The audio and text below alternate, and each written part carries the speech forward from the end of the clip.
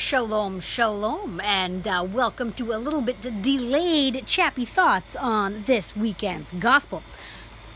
But it's beautiful, and the messages of the Gospel, when heard through the lens of Christ and the lens of love, always is.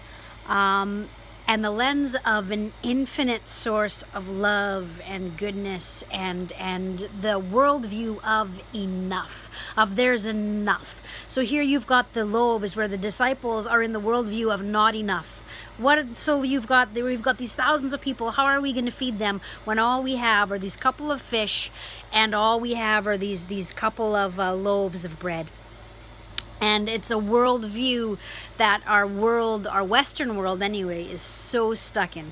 There's not enough, so I better keep everything that I have for myself, and I better look out for my number one, and my number one, or whatever that may be.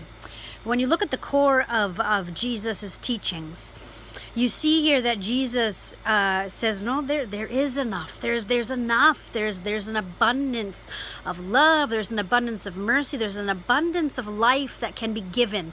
And so Jesus does, and there's this the worldview of enough. That first worldview of there's not enough is the worldview of winners and losers, and separating people into categories and creating the system that we have that is very good at taking care of the people that already have the things. And then we become scared of losing the things. So you better protect all of that with all of your being, which is what we see happening so sadly in our world today.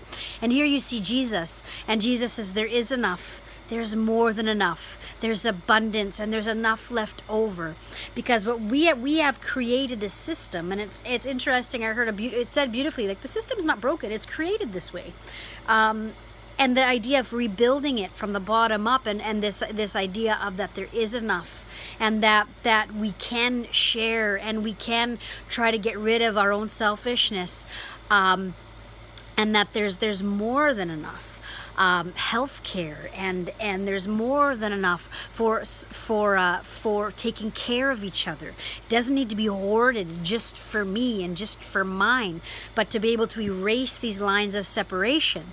And that is the way to be able to let go of our grip that we're holding on to of fear.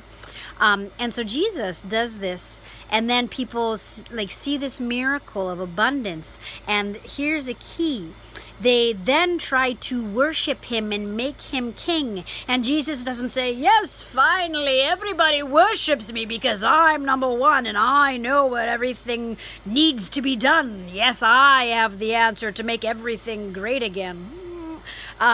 Jesus goes away alone into the wilderness to pray, and won't take the title of king, and won't take any of that, but lives in complete humble love of an infinite grace. And that's where our worldview needs to be, of this infinite love and this infinite grace, to be able to be life-giving to ourselves and to each other, to be able to say that there is enough. And that if I am able to help someone, it's not because I'm all high mighty king, but because I'm able to tap into this grace that really has nothing to do with me, but just is, and this love and this abundance that there is. So to see in this gospel that Jesus doesn't pick and choose who to give the money to, and the fish and the loaves to. Doesn't say, well, some people get health care and some people don't. Doesn't matter their belief, doesn't matter any of those things, their background, whether they're Samaritan or they're Jewish, doesn't matter.